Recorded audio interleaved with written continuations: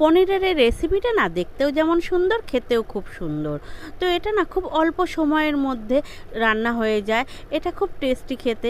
এই রান্নাটা আপনিও রান্না করুন এবং আপনিও খান, বাড়ির আপনার প্রিয়জনদেরও এই রান্নাটা করে আপনি খাওয়ান।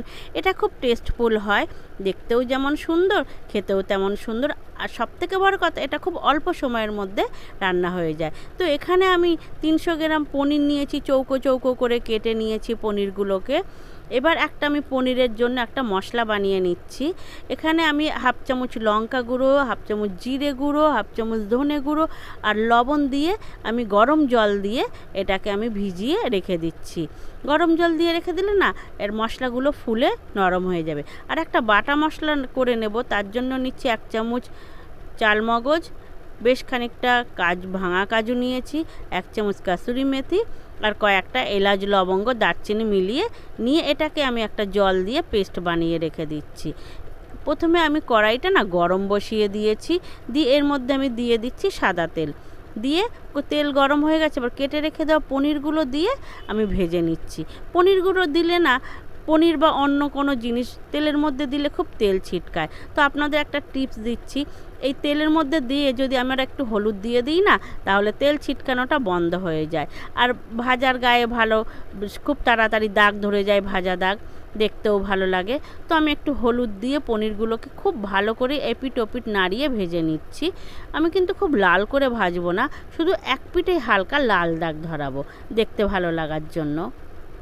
তো পনিরগুলোকে খুব নাড়িয়ে ভালো করে আমি ভেজে নিয়েছি, সির্ফ এক পিঠে আমি একটু ভাজা দাগ ধরিয়েছি।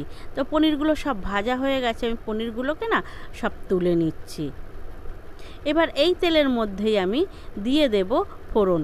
এটার মধ্যে আমি দেব এলাচ, লবঙ্গ, দারচিনি ফোড়ন দিচ্ছি প্রথমেই, আর দেব 2টো শুকনো লঙ্কা। তো ফোড়ন হয়ে গেছে, এর মধ্যে প্রথমেই কাজু চালমগজ বাটাটা দিয়ে আমি নাড়িয়ে নিচ্ছি। তো কাজু চালমগজ এটা না খুব নিচে আটকে যাওয়ার সম্ভাবনা থাকে, এই সময় গ্যাসের ফ্লেমটা লোতে রাখবেন। 1 চামচ টক দই দিচ্ছি, দিয়ে ভালো করে নাড়িয়ে নিচ্ছি। তো কাজু চালমগজ টক দই না, এগুলো কড়াইয়ের নিচে আটকে যায় সম্ভাবনা থাকে, সেই জন্য না অনবরত নাড়তে থাকবেন। ভেজে রেখে দেওয়া মশলাটাও আমি এর মধ্যে দিয়ে দিচ্ছি, দিয়ে আমি এটাকে ভালো করে কষিয়ে নিচ্ছি। তো এই সময় গ্যাসের ফ্লেমটা আমি লো ফ্লেমে দিয়েই রেখে দিচ্ছি এর মধ্যে পরিমাণ মতন চিনি দিয়ে আবার ভালো করে নাড়িয়ে নিচ্ছি। তো এর মধ্যে তো আমার আদা, রসুন, পেঁয়াজ, লঙ্কা কিছুই যায়নি, সে অর্থে খুব বেশি ড্রাই করে আমি কষাবো না। এর মধ্যে দিয়ে দিচ্ছি লাল লঙ্কার গুঁড়ো। তো তেল ছেড়ে আসলেই আমার কষানো হয়ে যাবে। এর মধ্যে আদা, জিরে, কাজু একটা মিষ্টি গন্ধ থাকে, তো সে অর্থে না ড্রাই করে কষার দরকার নেই, তাহলে গন্ধগুলো না উড়ে যায়। তো তেল ছেড়ে দিয়েছে দেখছেন, এর মধ্যে আমি দিয়ে দেব ভেজে রেখে দেওয়া পনিরগুলো দিয়েও আমি খুব ভালো করে নাড়িয়ে নিচ্ছি, কিন্তু খুব বেশিক্ষণ নাড়াবো না আমি, পনিরের গায়ে যাতে মশলাগুলো সব লেগে যায়। তো পনিরের গায়ে সব দিকে ভালো করে নাড়িয়ে নিয়েছি।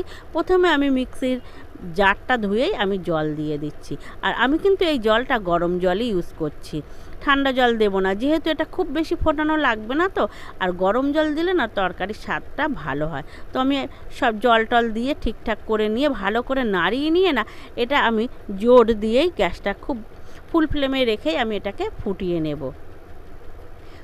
বেশিক্ষণ ফোটানো লাগবে না। তো দেখুন আমি ফুল ফ্লেমে দিয়ে মিনিট 4-5 ফুটিয়ে নিয়ে ঝোল গাঢ় হয়ে এসছে, তেলও ছেড়ে দিয়েছে। তো এই সময় এর মধ্যে আমি এবার নামিয়ে নেব। ঠিক এর আগেই আমি দিচ্ছি একটু গরম মশলার গুঁড়োটা দিয়ে ভালো করে নাড়িয়ে চাড়িয়ে আমি নামিয়ে নেব। তো আমার এই রান্নাটা কেমন হয়েছে আপনারা কমেন্টে অবশ্যই জানাবেন। আর আমরা তো খুব চটজলদি কিছু বানাতে চাই, তো অল্প সময়ের মধ্যে চটজলদি এই পনিরের রেসিপিটা আপনারা বাড়ি একবার ট্রাই করতে পারেন, খুব সুন্দর লাগবে, রুটি কিংবা পরোটার সঙ্গে খেতে খুব ভালো লাগবে। আর বাচ্চা বড় সবাই ভালোবাসবে এটা। তো আপনারা বাড়িতে এটা রান্না করবেন, আপনার প্রিয় মানুষদের করে খাওয়াবেন, খুব ভালো লাগে। তো আমরা তো পনিরের অনেক রকম রেসিপি খেয়ে থাকি, তো অল্প সময়ের মধ্যে এই রেসিপিটা আমার মনে হয় আপনাদের খুব কাজে আসবে। তো এটা আপনারা বাড়িতে বানিয়ে খাবেন আর কমেন্টের মাধ্যমে জানাবেন আপনাদের কেমন লেগেছে। আমার চ্যানেলে যদি নতুন হয়ে থাকেন তাহলে একটা সাবস্ক্রাইব করবেন, আর একটা লাইক তো অবশ্যই পাওনা থাকে না রান্নাটার জন্য। তো আপনারা আমার রেসিপিটা কেমন হয়েছে কমেন্টে কিন্তু অবশ্যই জানাবেন, আর বাড়িতেও এইভাবে পনির রান্না করে খাবেন।